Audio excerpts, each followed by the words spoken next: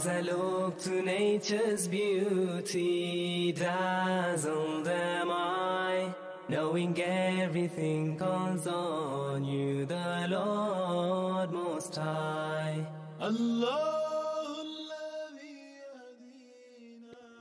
أعوذ بالله السميع العليم من الشيطان الرجيم من همزه ونفخه ونفسه بسم الله الرحمن الرحيم الحمد لله رب العالمين والصلاة والسلام على أشرف الأنبياء والمرسلين سيدنا ونبينا محمد وعلى آله وصحبه أجمعين السلام عليكم ورحمة الله تعالى وبركاته.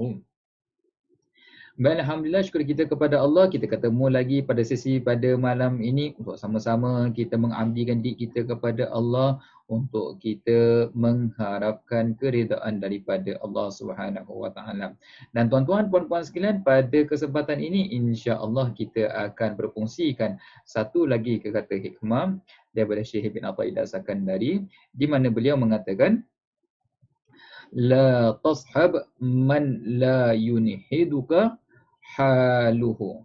Janganlah kamu berkawan dengan seorang yang perbuatannya tidak membangkitkan semangat taat kepada Allah, wala yadulluka 'ala Allahi maqaluhu, dan percakapannya tidak memimpinmu kepada Allah. Tuan-tuan, puan-puan muslimin muslimat rahimakumullah, apa yang ingin dikongsikan di kesempatan ini? Di sini Syekh mengatakan kepada kita, mengingatkan kita, sekiranya kita ini ingin berusaha menambahkan pengenalan kita kepada Allah Subhanahu Wa Taala, untuk kita mengenal diri kita, untuk kita menjadi orang yang lebih baik daripada sebelumnya, maka kita ini sebenarnya perlu apa?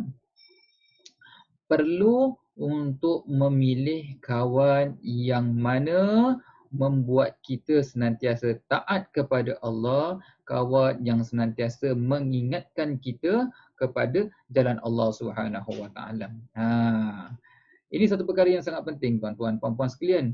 Sebab itu Nabi SAW ada mengatakan al-mar'u ala dini khalilihi. Ya. Agama seseorang itu sesuai dengan agama teman dekatnya. Falyanzur, maka oleh itu seseorang itu lihatlah, seseorang itu perlu menelitilah siapakah yang menjadi kawannya ataupun temannya itu. Ya, jadi tuan-tuan puan-puan sekalian, ini kerana kita boleh mudah terikut dengan apa yang dilakukan oleh teman kita. Lebih-lebih lagi teman yang rapat dengan kita, yang dekat dengan kita. Ya. Tapi biasanya bila kita cakap tentang perkara ini, ramai mungkin orang kata, ya kalau begitu kita tak berkawan dengan orang ini, orang tu akan terus begitulah. Kan? Maknanya tak ada perubahan pada diri kita, patut berkawan dengannya supaya kita membantunya dan sebagainya. Begini tuan-tuan puan-puan sekalian, jangan kita salah ertikan. Ya, Nabi SAW telah banyak mengajarkan kepada kita tentang bab bersahabat ni, dalam kita memilih sahabat ini. Ya, bila mana kita berkawan, ya kita berkawan dengan contohnya orang yang jual minyak wangi. Kerana kita nak kesan yang baik ada bersama dengan kita. Tapi kalau kita pilih kawan dengan kawan yang tidak elok, seperti ya kita, yelah bukan nak kata apa, tetapi ini sebagai ibarat contoh, ya, tukang bersih, ya. Ini satu pekerjaan yang mungkin kita pun, mungkin walaupun kita tak lakukan pekerjaan itu, tapi sepihan itu baunya akan melekat kepada diri kita. Jadi bila kita memilih kawan ini satu perkara yang penting. Lebih-lebih lagi penting sebenarnya tuan-tuan, puan-puan sekalian, adalah untuk kita mengenali Allah. Saya beri contoh begini. Sekarang ni kita usia dah berapa? Ya? Cuba kita lihat kawan-kawan kita. Kan? Dah 20 tahun kita berteman dengannya, 30 tahun kita kenal dengannya ataupun lebih. Kan? Di kalangan ramainya kawan kita itu, berapa ramai yang sebenarnya membawa kita untuk bersemangat untuk mendekatkan diri kita kepada Allah? Berapa ramai di kalangan mereka tu yang percakapannya memandu kita, memimpin kita ke jalan Allah Subhanahu Wa Taala, kan? Cuba kita lihat. Kita akan dapati tak ramai sebenarnya. Dan kadang-kadang tuan-tuan puan-puan sekalian ni, kita kadang berdoa kepada Allah, ya Allah, jadikanlah kami orang-orang yang baik sebagai contoh, ya. Kadang-kadang tuan-tuan puan-puan sekalian, Allah makbulkan doa kita. Bagaimana Allah makbulkan doa kita? Kawan kita yang tak baik tu, contohnya kita mula tak berkawan dengannya, mula renggang dengannya. Bagaimana boleh renggang? Allah ciptakan berbagai bentuk kejadian. Allah menunjukkan kepada kita siapakah sebenarnya kawan kita ini. Boleh jadi melalui percakapannya, boleh jadi melalui perbuatannya yang mungkin menikam daripada belakang, mengata daripada belakang, ya, ataupun ada perasaan iri hati dengan kita, kan? Ada perasaan hasad, ada membuat fitnah. Yang sebelum ini kita tak tahu, tuan-tuan, puan-puan sekalian, ya. Tapi Allah tunjukkan kepada kita. Lalu kita tidak berkawan dengan dia. Supaya apa? Supaya kita dapat lebih memperbaiki diri kita, kerana berkawan dengannya juga tidak membawa kita semangat bangkit untuk mendekatkan diri kita kepada Allah, kenal Allah, dan tidak membawa kita memimpin, memandu ke jalan Allah SWT. Itu satu contoh, tuan-tuan puan sekalian. Begitu juga Allah SWT, Tuhan yang maha berkuasa, maha adil, yang mendengar rintihan hati kita, kan? Kadang-kadang Allah SWT menjadikan contohnya suasana kita pada hari ini, ya, di mana ramai orang diberhentikan kerja ataupun pekerjaan tidak dapat diteruskan dan sebagainya. Kita rasa sedih, kita lihat pada yang zahirnya memang rasa sedih, tak dapat berteman dengan kawan yang biasa kita bertemu, dah kawan dah bertahun-tahun dan sebagainya, kan? Tapi di sebalik perkara tersebut, sebenarnya Allah SWT nak menyelamatkan kita. Kerana bila kita kawan dengannya, memang dia mungkin kawan yang baik. Tapi baik hanya untuk urusan dunia kita sahaja. Ya, maknanya kalau urusan dunia ni memang okeylah, maknanya dia lah kawan kita. Untuk berhibur, untuk melepak, untuk apa kita bersimbang-simbang, itulah dia kawan kita. Ya, tetapi kawan ni tak bangkitkan semangat kita. Kita ni nak kena kenal diri kita, nak kena kenal Allah SWT, kena tingkatkan amal kita, ya, buka jalan untuk mendekat kita kepada Allah SWT. Tak ramai yang seperti itu. Lalu Allah SWT menjadikan satu kejadian. Contohnya kejadian pada hari ini, ramai yang terpaksa dihentikan kerja. Luaran memang kita lihat, tuan-tuan, kadang-kadang tak elok benda tu, rasa macam kita ni perlu untuk menanggung nafkah keluarga dan sebagainya, kan? Tetapi Allah tu kan Tuhan yang maha adil. Allah tu kan lebih mengetahui apa yang kita perlukan. Bukan sahaja keperluan dunia kita, bahkan keperluan akhirat kita. Maka Allah ciptakan kejadian-kejadian yang seperti ini. Yang Allah lebih maha mengetahui apakah sebaliknya, apakah kebaikan di sebalik kejadian yang Allah jadikan ini. Nah, dekat situ Allah temukan kita dengan kawan yang lebih baik. Kawan yang bangkitkan semangat untuk kita beribadah, mengenali Allah SWT dan sebagainya. Ya. Sebab itu di sini, ya, kita diberitahu kepada kita tentang pentingnya bila kita berkawan antara sesama kita. Hari ini ramai tuan-tuan puan sekalian, kan? Ramai kawan-kawan dekat mana? Facebook. Facebook apa ramai kawan tu, tuan-tuan? Cuba tengok berapa friends. Beribu-ribu. Contohlah, ya. Dalam ribu-ribuan tu, berapa ramai yang sebenarnya membangkitkan semangat kita untuk apa? Untuk taat kepada Allah SWT. Ya. Bagaimana percakapan mereka yang memandu kita, memimpin kita jalan Allah SWT. Ada kawan dia tak bangkitkan semangat untuk ke jalan Allah. Dia bangkit kita semangat untuk melakukan maksiat. Ada tak? Ada. Yuk kita pergi lepak dekat sini, pergi dekat tempat-tempat ni berhibur dan sebagainya. Kan? Ada yang macam gitu. Kan? Bukan tak boleh berhibur, tuan-tuan, tapi perlu kita tahu batas-batasannya, kan? Batas agama, jaga waktu solat dan seumpama dengannya. Kemudian Abu Hasan Al-Syazili berkata, la tashab man yu'athiru nafsahu alaika. Ya, jangan kamu bersahabat dengan orang yang mengutamakan dirinya daripada dirimu. Jangan kamu kawan dengan orang yang mengutamakan dirinya daripada diri kamu. Kerana apa? Sesungguhnya tabiatnya jahat. Maknanya kalau kita berkawan dengan orang yang pentingkan dirinya, ya, dia hanya berkawan dengan kita kerana kepentingan dirinya. Bila tak ada kepentingan untuk dirinya, kita ni dia akan ditinggalkan. Yang ini tabiatnya memang jahat. Dia akan gunakan kita batu untuk menjadikan kita ni batu lonjatan untuk dia pergi ke tempat yang lain. Ini ramai, tuan-tuan, banyak berlaku tempat benda seperti ni di tempat kerja, kan? Dia ada kepentingan. Bila bersahabat kita dia ada kepentingan. Yang ni jangan jadikan kawan.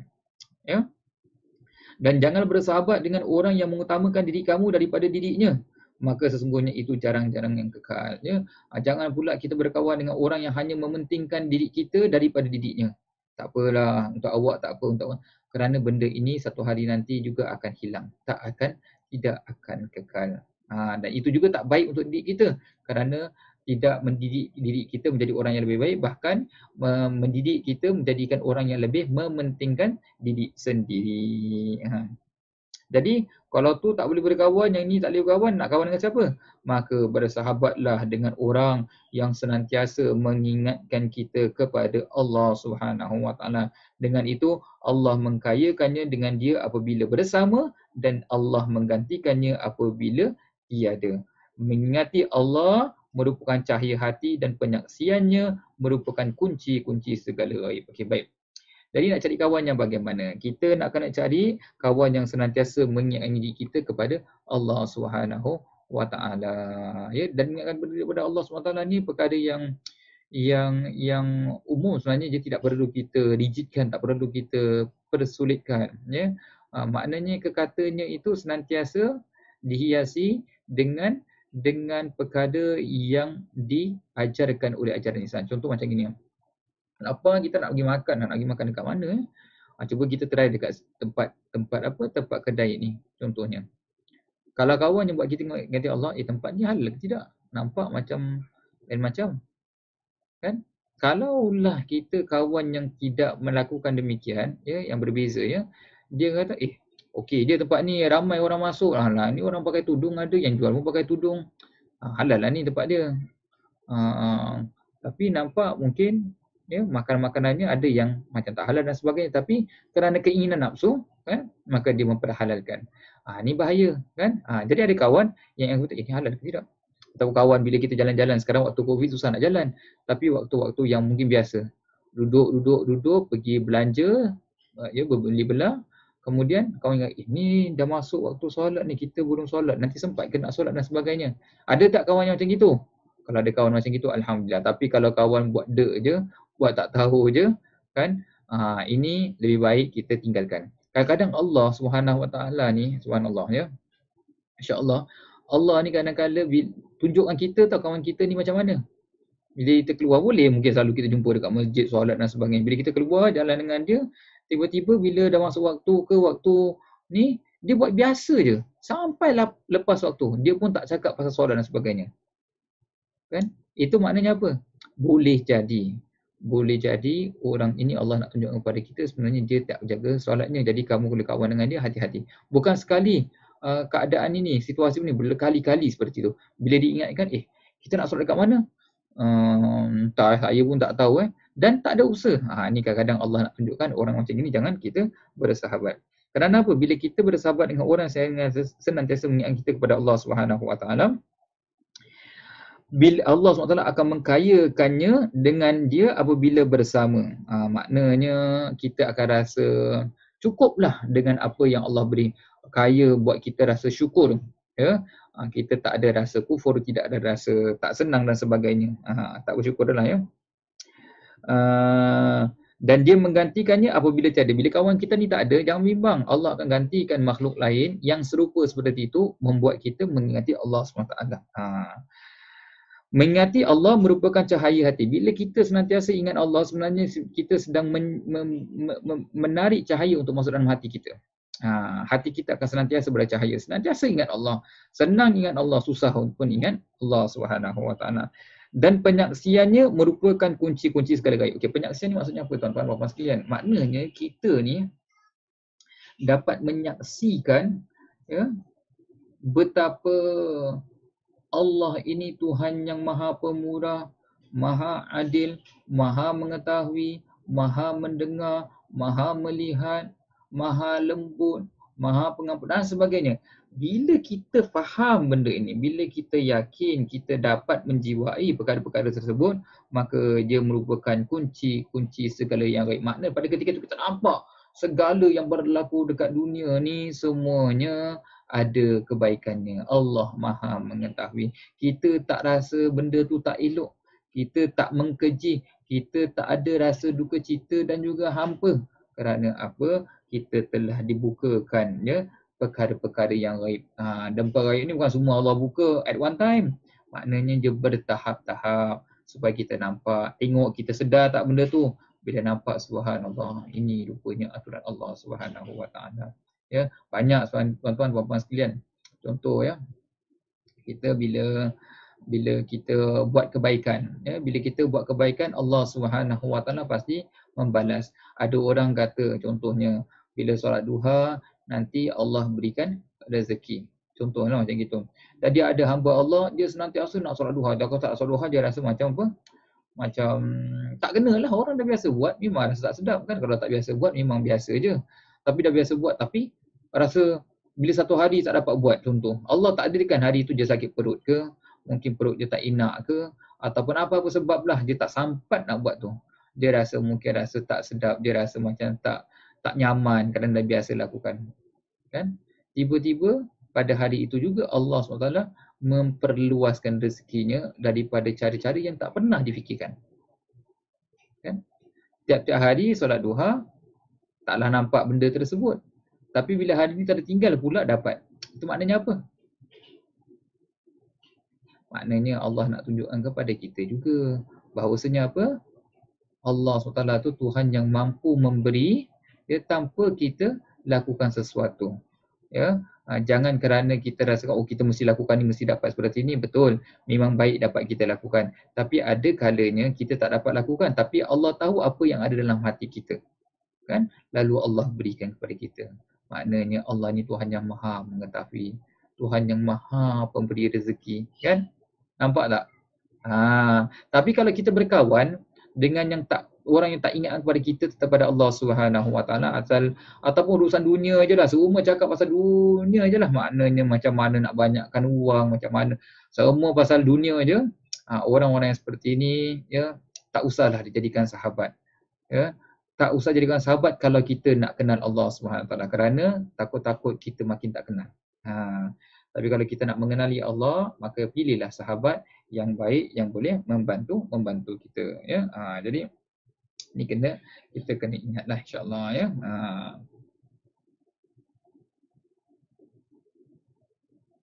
Dan Allah SWT pernah mewahyukan kepada Nabi Musa AS yang mafhumnya, wahai Ibni Imran, Musa, iaitu Nabi Musa lah, jadilah kamu orang yang berwaspada dan carilah ikhwan, sahabat bagi dirimu. Dan setiap saudara dan kawan yang tidak menolong kamu untuk keredaanku, maka dia bagimu merupakan musuh dan penyebab. Jadi bila Nabi Musa diingatkan oleh Allah SWT, bila kamu nak cari kawan, carilah teman. Tapi kalau teman kamu ni tak membuat kamu ni mencari keredaanku, ya, maka jangan jadi kawan dengan dia. Kerana dia ada apa? Adalah musuh dan penyebab kamu tak dapat mengenal aku. Jadi maknanya apa? Kawan penting. Bila kita berkawan, mudah-mudahan kawan kita mengajar kita, membuat kita untuk mendapat keridaan Allah Subhanahu Wa Taala ya. Dan begitu juga ya, dikatakan orang yang ikhlas dalam berukhuwah ini, dikatakan bersahabatlah dengan orang yang apabila kamu sakit dia menziarahi, apabila kamu melakukan dosa dia meminta keampunan untukmu. Maknanya tuan-tuan, puan-puan sekalian, kadang-kadang kita ada kawan kita lakukan kesilapan, ya, dia doakan kita, ya Allah, keampunkanlah keterlanjurannya, ya, kealpaannya. Kita nak kawan yang seperti ini. Kawan, bila kita berkawan, bersahabat kerana Allah Subhanahu Wa Taala. Kita bersama dengannya kerana dia boleh memandu kita, membantu kita. Begitu juga kita juga mengingat-ingatkannya dan yang seterusnya.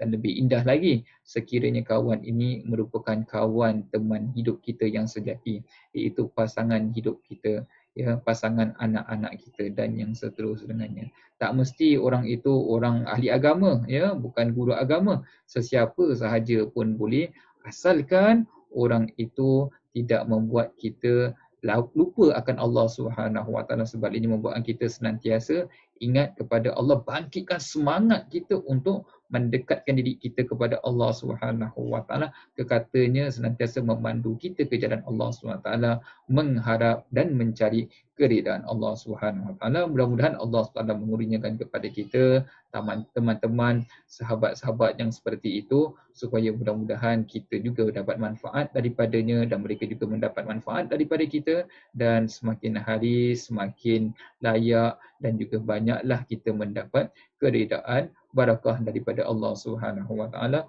Allahumma amin ya rabbal alamin. Saya kira pada untuk kali ini pastinya semua itu diaturkan oleh Allah Subhanahu wa taala.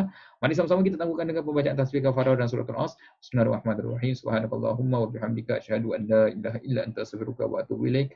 Bismillahirrahmanirrahim. Wal 'asri innal insana lafi khusr illa allazina amanu wa amilus solihati wa tawassaw bil haqqi wa tawassaw bis sabr. Baiklah, terima kasih tuan-tuan dan puan-puan sekalian. Insya-Allah di kesempatan lain kita bertemu lagi jika diizinkan oleh Allah Subhanahu wa taala. Sekian, assalamualaikum warahmatullahi taala wabarakatuh.